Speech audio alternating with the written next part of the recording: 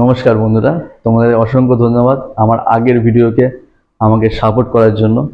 তো আমি খুবই কৃতজ্ঞ আপনাদের কাছে এবং অনুপ্রেরণা পাই সেখান থেকে যে আরও ভিডিও আমি আপনাদের কাছে এনেছি যেটা আমাদের এন্টারটেনমেন্ট করবে অনেক।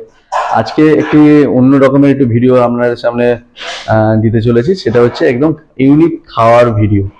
যেমন আইটেমটা হচ্ছে লাউ পাতা দিয়ে মাছের পাতুরি, মানে ইলিশ মাছের পাতুরি, যে লাউ পাতা দিয়ে ইলিশ মাছের পাতুরি, যেটা আশা করি একদম ইউনিক আইটেম।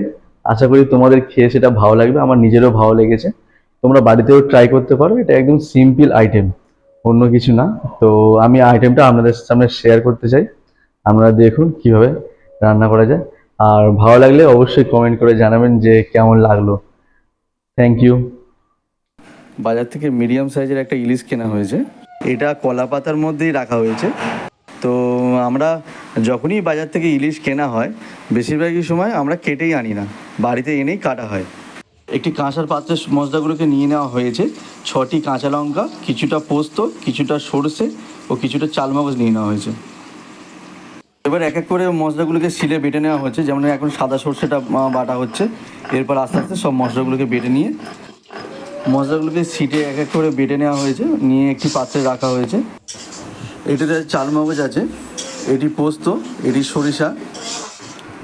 অন্যদিকে মাছটা ধুয়ে মাছের আঁশ ছাড়িয়ে নেওয়া হয়েছে, কেটে নেওয়া হয়েছে। কেটে নিয়ে ওই মশলাগুলোকে, যেগুলো মশলাগুলো ছিল সরিষা পোস্ত সব এক জায়গায় করে চালমগজ করে এই মাছের গায়ে লাগিয়ে নেওয়া হচ্ছে। এক এক করে প্রায় সবকটা মাছে ওই মশলাগুলো সব মাখিয়ে নেওয়া হলো, মাখিয়ে নিয়ে রেখে দেওয়া হবে।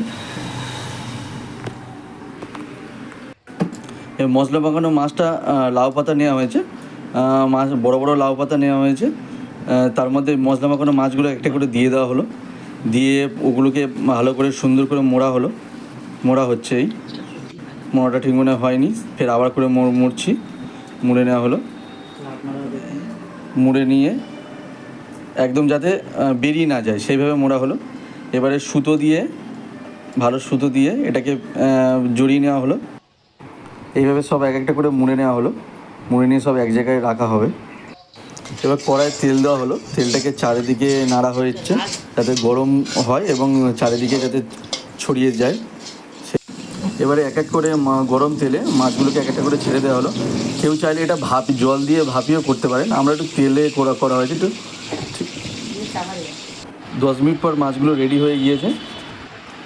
এবারে একদিকে কলা পাতা সুন্দর করে ভাত নেওয়া হয়েছে, মাছটা নেওয়া হয়েছে।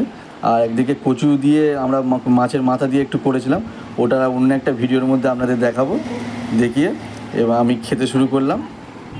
মুখে পুরো চালান করে দিলাম, দারুণ, মানে স্বর্গীয় সুখ লাগছিল, অপরূপ।